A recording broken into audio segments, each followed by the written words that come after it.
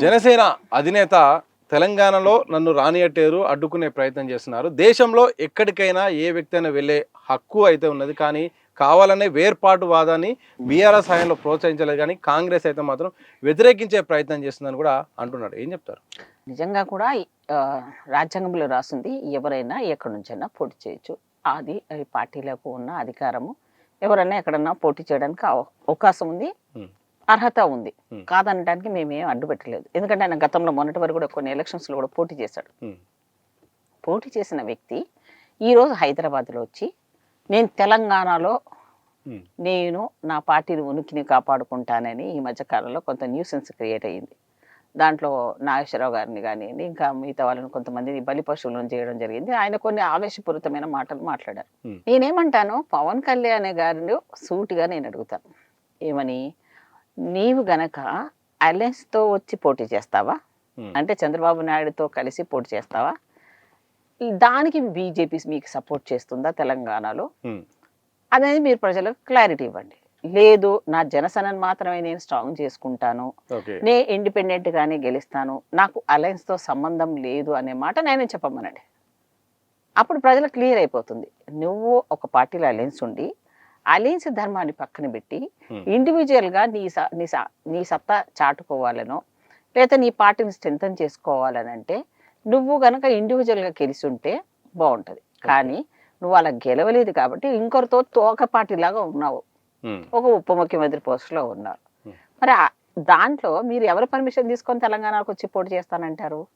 ప్రజలకైతే నువ్వు క్లారిటీ చెప్పాలి కదా. పార్టీ తరపున వాళ్ళ ఇష్టం అండి, కూటమి తర్వాత విషయం కదా. కూటమి విషయంలో ఏపీ పరిమితం కూటమి, అది అక్కడికి కూటమి సరే అనుకుందాం. మరి ఇప్పటికి ఈయన ఏ ఉద్దేశంతో మాకు ఇక్కడ నాయకత్వం లేదని వస్తాడా? లేకపోతే మా తెలంగాణ కష్టాలు నువ్వు ఒక సినిమా హీరోగా దేశమంతా జరుగు యాక్సెప్ట్ చేస్తాం, అంతేగాని నువ్వు ఒక పార్టీలోకి వచ్చావు, ఒక పార్టీతో అలయన్స్ ఉన్నావు, మళ్ళీ ఇక్కడికి వచ్చేసి నా ఇండివిజువల్ గా చేస్తానంటే కుదరదు. సినిమా వరకు యాక్సెప్ట్ చేస్తాం. సినిమా నాయకుడిగా గతంలో నువ్వు తిరిగావు, అన్ని ప్రాంతాల్లో పోయావు, నీ శాయశక్తులు ఏదో హెల్ప్ చేసావు, ఓ ట్రస్ట్ లెవెల్లో చేసావు, ఓకే, మేము ఎక్కడ ఏం అనలేదు, బాగానే ఉంది, మంచివాడు అనుకున్నారు, అందరూ అదే లెవెల్లో ఇచ్చేసాం. కానీ పార్టీ లెవెల్లో నాకు ఇక్కడ అన్యాయం జరుగుతా ఎదుర్కొనడానికి నేను వస్తా అంటే ఇక్కడ ఉన్న వాళ్ళు ఏం పని లేదా మనకు? లేదా నువ్వు వస్తేనే ఇక్కడ ప్రాబ్లమ్ సాల్వ్ అయితే ఓటర్లు డిసైడ్ చేస్తారు కదా. అరే బాబు, అసలు మన తెలంగాణలో నిజంగా కూడా ఒకసారి ఆలోచించాలి మా వాళ్ళు. నేను రిక్వెస్ట్ చేస్తున్నాను మా తమ్ముళ్ళకి, తెలంగాణ బిడ్డలకి, ఏమండి 60 సంవత్సరాల అమరవీరుల త్యాగం నాన్న ఇది. ఇప్పుడు రెడీగా ఉన్నదాన్ని ఇప్పుడు ప్రశాంతంగా ఉండి ఒక పరిపాలనలో ఒక పక్కన నిరుద్యోగ సమస్య, అనేక రకాల సమస్యలతో గత ప్రభుత్వాలు చేసిన దానికి మనకు ఇప్పటివరకు కంప్లీట్ గా మనం తృప్తిగా పరిపాలన ఎంజాయ్ చేయలేకపోతున్నాం.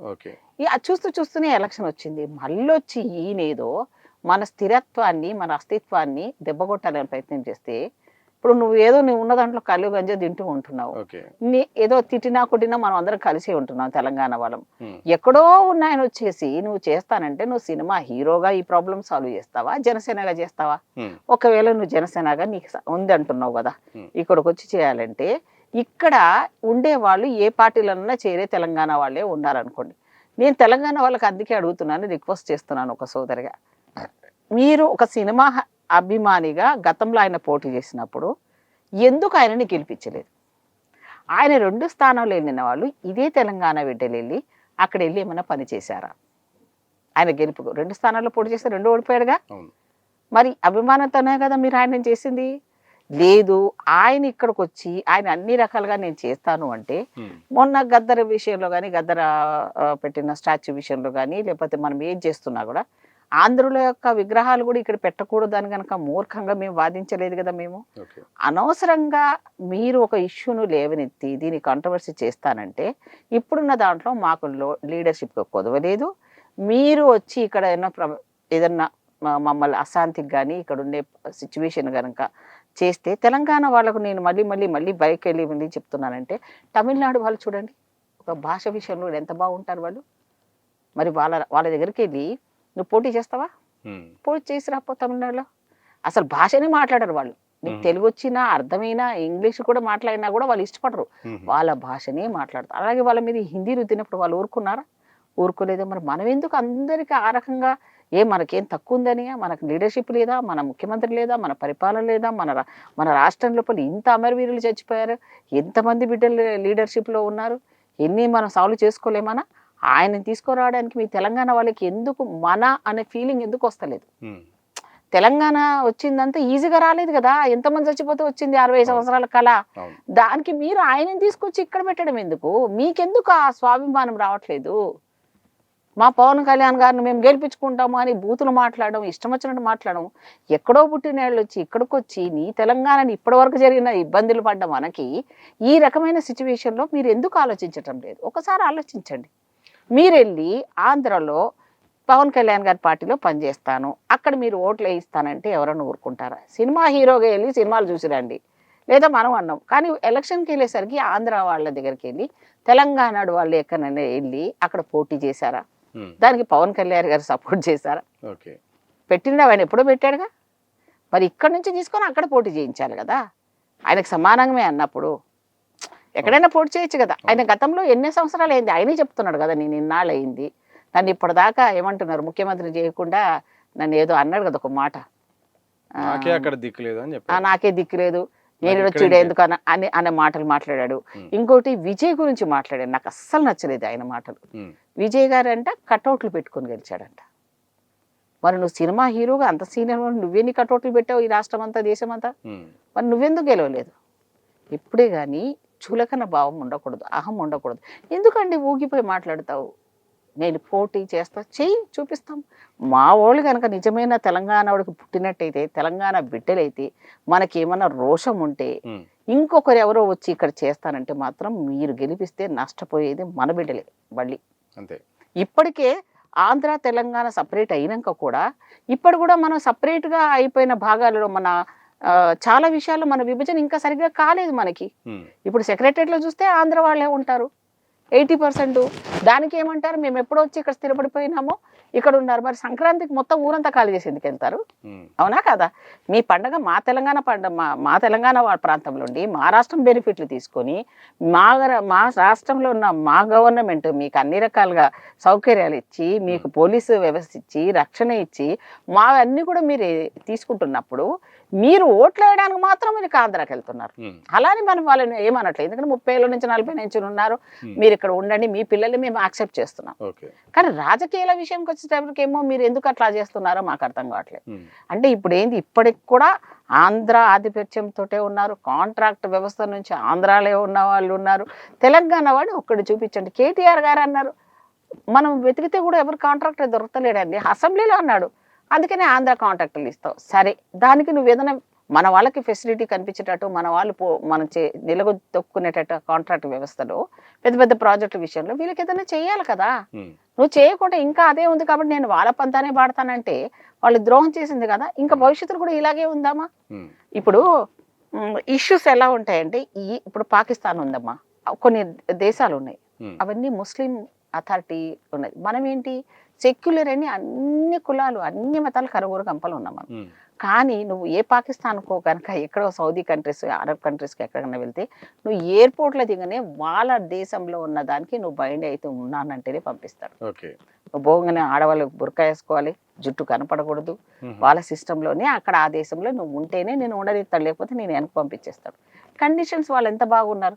మరి మనం అందరిని పిలిచి అందరిని మన కడుపులో దాచుకున్నందుకు, అందరిని మన బిడ్డలాగా మన అన్నదమ్ములుగా మనం కన్సిడర్ చేస్తే, మన మధ్యలో మళ్ళీ గొడవలు పెట్టించడానికి మన తమ్ములను వాడుకొని, నువ్వు సినిమా హీరోవా రాజకీయ నాయకుడువా? ఎంత పర్సంటేజ్ సినిమా హీరోవి, ఎంత పర్సంటేజ్ నువ్వు సినిమా హీరోగానేగా మాకు తెలుసు. నువ్వు పార్టీగా ఎన్టీ రామారావు కొత్తగా పార్టీ పెట్టి వచ్చినావుడా ఇక్కడికి తెలంగాణలో? తెలంగాణలో పెట్టి పోటీ చేసావా ఇక్కడ? అప్పుడు ఒక ముఖ్యమంత్రి ఇక్కడ పెట్టినుంటే మేము ఒప్పుకునేవాళ్ళం. మేము అప్పుడు నువ్వు ఇక్కడ ముఖ్యమంత్రి చేయలే కదా, అక్కడ ముఖ్యమంత్రిగా చేయకపోయావు, అక్కడ ఉన్న పార్టీకి సపోర్ట్ చేసావు. ఇప్పుడు అలయన్స్లో ఉన్నావు బీజేపీతో. మరి బీజేపీ వాళ్ళు ఇక్కడ సభ గురించి పెట్టుకుంటానంటే అట్లా అంటారని మాట్లాడుతూ ఉన్నారు. నీ జాగీరా, నీ అయ్యే జాగీరా అంటే అవును, పక్కా మేము ఆ జాగీరేది, పక్కా తెలంగాణ వాళ్ళది ఈ జాగీరి. నీ జాగీరి ఉంటే భారతదేశంలో పోటీ చేయొచ్చు అన్నాం, కానీ మా దగ్గర మా లీడర్షిప్లో మాకేం కొదవలేదు. నీకంతా సత్తా ఉంది, నీకు అక్కడ చంద్రబాబు నాయుడుతో నీకు పొసగట్లేదు. రేపొద్దున వీళ్ళు చెప్పన, నేను రేపొద్దున కాంట్రవర్సీ అయినా పర్వాలేదు, నేను ఒక మాట చెప్తున్నాను చంద్రబాబు నాయుడు గారికి. రేపొద్దున ముఖ్యమంత్రిగా చంద్రబాబు నాయుడు గారేమో ఆయన కొడుకుని చేద్దాం అనుకుంటున్నాడు. ఓకే. పవన్ ఏమో నేను ముఖ్యమంత్రి కావాలన్న ఆశ మొన్న ఆయన మాటలో కనపడింది. నన్ను చేయలేదు మీరు అందరు కలిసి, విజయలాగా నన్ను చేయలేదన్న ఆశపడింది. ఇప్పుడు వీళ్ళిద్దరూ నా నాకే పార్టీ ఆశ లేదంటుండు. అంటే అక్కడ ఆశ ఉంది, నేను ఇన్నాళ్ళు చేస్తాను, నన్ను మీరు చేయలేరు, విజయ్ అయ్యాడు కటౌట్తో అన్నాడు. అంటే ఆశ ఉన్నట్టు, ఓకే. లేదన్నట్టు కాదు. మరి అక్కడ ముఖ్యమంత్రి కాలేవు కానీ ఇక్కడికి వచ్చి ముఖ్యమంత్రి అవుతావా చెప్పు నాకు. సో పోనీ నువ్వు ఇప్పుడు వీళ్ళిద్దరి మధ్యలో కూడా రేపు పొద్దున ఎంత పెంట అవుతుందంటే, ఇప్పుడు కూడా ఆంధ్రాలో చాలా గొడవలు అవుతున్నాయి జనసేన మధ్యలో, తెలుగుదేశం నాయకుల మధ్యలో. అంటే సీట్ల విషయంలో అవుతున్నాయి, వాళ్ళ జెండాలు కట్టడం విషయంలో అవుతుంది, వాళ్ళ కోఆర్డినేషన్ల విషయంలో. వీళ్ళిద్దరు బాగానే ఉన్నారు, మీరు గొడవ పడకండి కార్యకర్తలు చెప్పుకుంటున్నారు. వీళ్ళకి ఇద్దరు ఉంది పెద్ద లీడర్లకి, కానీ పాపం కార్యకర్తల మధ్యన లేదు, సఫకేషన్ గా ఫీల్ అవుతున్నారు. రేపొద్దున ఏది జరిగినా జరగబోయే విపత్తు ఏంటంటే, పవన్ కళ్యాణ్కి రేపొద్దున చంద్రబాబు నాయుడు కొడుక్కి మధ్యన చాలా పెద్ద ప్రచ్ఛన్న యుద్ధం కాదు, డైరెక్ట్ యుద్ధం అయ్యి జరిగే రోజులు దగ్గరలోనే మనకు కనపడుతున్నాయి. రెండోది, కేంద్రం ఏం చేస్తుంది, ఒక రూమ్లో ఇద్దరు శత్రువులను వేసి అందులో నుంచి ఒకరిని గెలుచుకొని రావాలంటే ఇద్దరిని వదిలేస్తుంది లోపల. ఎవడొస్తే వాడి చేతులు లేపుకుంటారు, వాళ్ళకి కాసి అవకాశవాద రాజకీయం కదా. అందుకే చంద్రబాబు నాయుడుకి ఒక పక్కన, తర్వాత పవన్ గారికి ఒక పక్కన, ఇంకో పక్కన జగన్ గారిని చూడండి. వాళ్ళకి ఎవరు స్ట్రాటజీ ప్రకారంగా ఎవరు గెలిస్తే వాళ్ళ లాక్కొని వాళ్ళు చేసే కుట్రతో ఉన్న మనుషులు కొట్టుకొని చావండి, నాకు ఎవరు గెలుస్తాడు నాకు వస్తాను అన్నట్టు ఉన్నది తప్ప వాళ్ళు ఒక్కరిసారి ఎవరి లైఫ్ సైడ్ లేడు. చంద్రబాబు నాయుడు గారు నిజంగా కరెక్ట్ అయ్యే ఉండుంటే నా ఆంధ్రప్రదేశ్ సంబంధించిన నిధుల విషయంలో కానీ, సపరేట్ హోదా విషయంలో కానీ ఎందుకు ఆయనకు సపోర్ట్ చేసి ఈ విషయాన్ని ఎందుకు అడగట్లేదు? అమరావతి విషయంలో ఇన్ని వేల కోట్ల రూపాయలు తీసుకురావాల్సింది ఇప్పటివరకు ఏం చేశారు? ఇది ఎప్పటికవుతుంది ఈ ప్రాజెక్ట్ అమరావతి అనేది? ఎన్ని సంవత్సరాలు పడుతుంది? అప్పటిదాకా ఆయన అలయన్స్ లో ఉండడం కోసమే నితీష్ గారిని అక్కడ పంపించేశాడు, 8 మందిని తెచ్చేసుకున్నాడు, చెద్దా గారిని. సో ఇంకా వీళ్ళ అవసరం ఏమి ఉండదన్న పరిస్థితిని ఆయన కల్పించేసుకున్నాడు. అవసరం అనుకుంటే వీళ్ళిద్దరు గొడవను బట్టి జగన్ లేపినా లేపుతారు. ఇది రాజకీయంలో పెద్దది జరగబోతుంది విపత్తు. నేను చెప్తున్నా కదా, నాకున్న పొలిటికల్ నాలెడ్జ్ చెప్తున్నా. పవన్ గారికి అక్కడ స్పేస్ తక్కువైంది కాబట్టి, అక్కడ గొడవలో నేను ముఖ్యమంత్రి అయ్యే ఛాన్స్ లేదు కాబట్టి, ఇక్కడ ఏమైనా వస్తే చూద్దామని అనుకొని ఇక్కడ వస్తున్నాడా, దానికి టర్మ్ మరి అక్కడ కంప్లీట్ చేసి ఇక్కడ రమ్మనండి. నేను ఇక మొత్తం వద్దు, ఆంధ్ర వద్దు, నాకు నేను ఇక్కడికే వస్తాను, తెలంగాణలో ముఖ్యమంత్రి పోటీకి పడతాను అన్నప్పుడు మా రేవంత్ రెడ్డి గారితో, మా కాంగ్రెస్ లీడర్లతో, ఇక్కడ ఉన్న తెలంగాణ బిడ్డలతో పోటీ పడడానికి రా. ఇప్పుడే ఎందుకు వస్తావయ్యా? ఇంకా చాలా ఉంది టైము. మీరు కొట్లాడుకోవాలి, మేము చూస్తూ ఉండాలి తమాషా. మీ మాటల్లో కనుక చూస్తే మాత్రం ఒకవేళ లాంగ్ ఫ్రెండ్ అంటే మనకు లాంగ్ ఫ్రెండ్ అమిత్ షా, ఒకవేళ ప్రొఫెసర్ నాగేశ్వరరావు చెప్పినట్టు పవన్ కళ్యాణ్ నిజమైతే లాంగెస్ట్ ఫ్రెండ్ అనే వ్యక్తి జగన్, షార్టెస్ట్ ఫ్రెండ్ అనేది చంద్రబాబు. అంటే మీ మాటల్లో అదే కనిపిస్తుంది. 100%. ఇప్పుడు ఈయన అవసరం లేదు, ఇప్పుడు చంద్రబాబు నాయుడు గారికి అవసరం లేదండి. ఇప్పుడు అప్పుడు ఆయనకు అవసరం ఉంది అధికారం కోసం, ఎందుకంటే ఆయన ఫుల్ మెజారిటీ రాలేదు, మోదీ గారు బీజేపీ రాలేదు కాబట్టి బొటాబొటీని గెలిచాడు. ఎవరి ముష్టి వల్ల? చంద్రబాబు నాయుడు వల్ల. వీళ్ళు సపోర్ట్ చేయబట్టి పవన్ కళ్యాణ్ గారికి తోటి అలయన్స్ చేసుకొని ఆయన సినిమా గ్లామర్ని ఈయనకున్నదాన్ని కలిపి గెలిపించుకున్నారు. గెలిచారు కాబట్టి ఆయనకు ముఖ్యమంత్రి ఇచ్చారు, ఉప ముఖ్యమంత్రి. ఇప్పుడు మోదీ గారు మీరు చూడండి, ఎక్కడైనా ఏదైనా సంఘటన జరిగినప్పుడు ఫస్ట్ ఎవరు రెస్పాండ్ అవుతున్నారు తెలుసా? పవన్ కళ్యాణ్ పోతున్నాడు మాట్లాడడానికి. పవన్ ఎందుకంటే వీళ్ళని ఓవర్టేక్ చేసి వెళ్ళిపోవాలి, ముఖ్యమంత్రి కంటే నేనే ముందు వెళ్తున్నాడు, మా లీడరే వెళ్తున్నాడు అన్న ఒక ఫ్రేమ్ క్రియేట్ చేసుకుంటున్నాడు, చేసేస్తున్నాడు ఆయన. మీరు ఎన్ని సంఘటనలు స్టీల్ ప్లాంట్ విషయంలో కానీ మనకి ఎన్ని రోజు చూస్తున్నాం కదా మనము. ఇక్కడ ఏంటంటే నేను ముందా నువ్వు ముందా కాదు, ఇప్పుడు ముఖ్యమంత్రి గారు చంద్రబాబు నాయుడుతో నాకు విభేదం లేదంటున్నాడు, కానీ కార్యకర్తలు తన్నుకుంటుంటే మాత్రం వాళ్ళని ఒక పక్కన రెచ్చగొడుతున్నారు. ఇప్పుడు వీళ్ళు తన్నుకుంటారు, మధ్యలో మూడో వారికి ఎవరికి లాభం? న్యాచురల్ గా జగన్ కి లాభం. సో జగన్ ఏం తప్పు చేశాడా? ఎవరు గెలిచినా బీజేపీ ఓన్ చేసుకుంటది కదా. గెలిచిన మమ్మల్నే కోరుకున్న బీజేపీకి ఒక ఏమంటారు సిస్టమ్ లేదు వాళ్ళకి. నేను గెలవాలి, నాకు పవర్ కావాలి, ఈ దేశం నాశనం అయితే అయిపోయింది, ఎవడు నాశనం అయితే మాకేంది అనేది వాళ్ళ సిద్ధాంతం. సో దానికోసం ఆడు ముగ్గురిని మధ్యలో మంచిగా గేమ్ ను ఆడిపిస్తున్నాడు. వాళ్ళు ఏమంటారు కట్పుతులి అంటారు కదా, అట్లా ముగ్గురిని ఆడిస్తున్నాడు. ఇప్పుడు ఆ ముగ్గురికి ఎంత పెద్ద రాను ఇప్పుడు స్టీల్ ప్లాంట్ కి నేను వెళ్ళాడు, ఎవరు అబ్బాయి వెళ్ళాడు, పవన్ కళ్యాణ్ వెళ్ళాడు, చంద్రబాబు నాయుడు, లోకేష్ వెళ్ళాడు. సో ఈ అబ్బాయికి ఏమో మాట్లాడిన దానికి అక్కడ న్యూసెన్స్ అయింది. అనిత అనే అమ్మాయి పాపం హోమ్ మినిస్టర్ వెళ్ళి వాళ్ళని లేదు నువ్వు మాట్లాడాల్సి వస్తుంది. పవన్ కళ్యాణ్ గారు కూడా వెళ్ళారు. ఇప్పుడు జనాలకి ఇది వాళ్ళు లీడర్షిప్ని బ్యాలెన్స్ చేసుకుంటారు కదా. అవును. అవును, ఈయన ఎలా మాట్లాడాడు, ఆయన మాట్లాడాడు, వీళ్ళిద్దరి మధ్యలో వెళ్ళిపోయాడు ఎవరు, జగన్. ఏమన్నాడు, ₹1,00,00,000 నేను డిమాండ్ చేస్తాను అన్నాడు. అలాగే ప్రైవేటీకరణను రద్దు చేయమని చెప్తాను అన్నాడు. ఇవి రెండు కూడా మంచి పాయింట్సే కదా. అవును. ఎవరైనా దాన్నే అంటారు కదా. ఉమ్. ఇప్పుడు అందులో చనిపోయిన వాళ్ళకి ఇదివరకు నుంచి జరుగుతున్న దాన్ని మొత్తానికి ఆ ప్రైవేటీకరణ చేసి వాళ్ళకు భద్రత కల్పించి వాళ్ళకి సెక్యూరిటీ ఇచ్చేవలసిన బాధ్యత ఆ రాష్ట్ర గవర్నమెంట్ది ఉంటుంది. ఓకే. ఆ స్టీల్ ప్లాంట్ విషయంలో ఎన్ని దగాలు జరిగాయి, ఇంతవరకు ఎవరైనా పట్టించుకున్నారా? ఇప్పుడు నిన్న కూడా మళ్ళీ అది ఎక్స్ట్రా ఉన్నది కూడా పడిపోయిందంట. మళ్ళీ అక్కడ ఎవరు జనాలు లేరు, మళ్ళీ ఇంకా చావలే. ఓకే. ఓకే. ఇప్పుడు ఎలక్షన్ క్రైటీరియా కోసం పనిచేసే వాళ్ళ మధ్యన పోటీతత్వం ఎక్కడ ఉంటుంది? మీకు టైం ఎక్కడ ఉంటుందండి మన తెలంగాణలో వచ్చి మీరు పోటీ చేయడానికి? ఉమ్. ముందు మీరు తేల్చుకోండి. నేను నిజంగా చెప్తున్నాను, ఇది నువ్వు రికార్డ్ చేసి పెట్టుకో. రేపు పవన్ గారి మధ్యన కార్యకర్తల మధ్యన, రేపు చంద్రబాబు నాయుడు కార్యకర్తల మధ్యన పెద్ద గొడవలు కాకపోతే చూడండి. వాళ్ళ మధ్య ఆల్రెడీ జరుగుతున్నాయి కదా. నేను చెప్తున్నాను కదా, అవి తీవ్రం అవుతున్నానా, ఒక స్థాయి దాటిపోతుంది. దాటిపోతారు చూడండి. అసలు మేము లేకపోతే నువ్వు లేవంటాడు, నువ్వు లేకపోతే నేను లేనంటే, నేనుండను అంటాడు. చంద్రబాబు నాయుడు గారు ఏమంటారు, పోయి అక్కడ మోదీ లేడు అంటాడు. కానీ మోదీ గారు చంద్రబాబు నాయుడు దాన్ని కట్ చేసేసాడు, ఎందుకంటే 7 వచ్చేసారు. ఇంకా ఈయన అవసరం లేదు. నితీష్ని తీసుకుపోయి సెంట్రల్ లో పడేశాడు, ఏం మాట్లాడకుండా. ఆయన మనిషిని పెట్టేసుకున్నాడు అక్కడ ముఖ్యమంత్రిగా. రేపు పొద్దున పంజాబ్ ఎలక్షన్స్ ఉన్నాయి.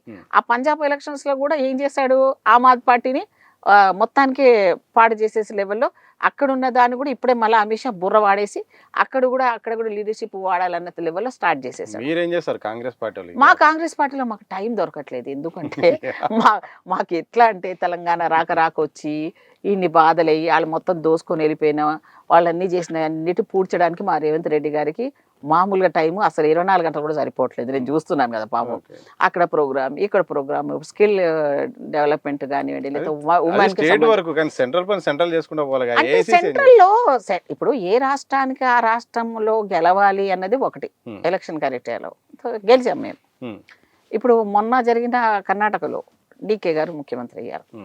అది కూడా చాలా సాఫ్ట్ గా ప్రశాంతంగా జరిగింది. ఇప్పుడు మా రాష్ట్రంలో మా పార్టీని, కాంగ్రెస్ పార్టీని గెలిపించే బాధ్యత రేవంత్ రెడ్డి గారిది ఉండాలి. దాని స్థిరత్వంగా, దాని డెవలప్మెంట్ కోణంలో, దాని అన్ని కోణాల్లో బ్యాలెన్స్ చేసుకుంటూ ఉన్న నిధులతో వెళ్తూ ఉండాలి. పోతే నిధుల కోసము ఎవరి దగ్గరికి వెళ్ళాలి, మళ్ళీ కేంద్రం దగ్గర కదా. మరి కేంద్రము ఈ పనికి మాలిన అన్ని మాకు నిధులు ఇవ్వకపోతే మరి పవన్ కళ్యాణ్ గారు ఎన్ని వేల కోట్లు తీసుకొచ్చి ఇచ్చాడు మాకు ఇప్పటి వరకు?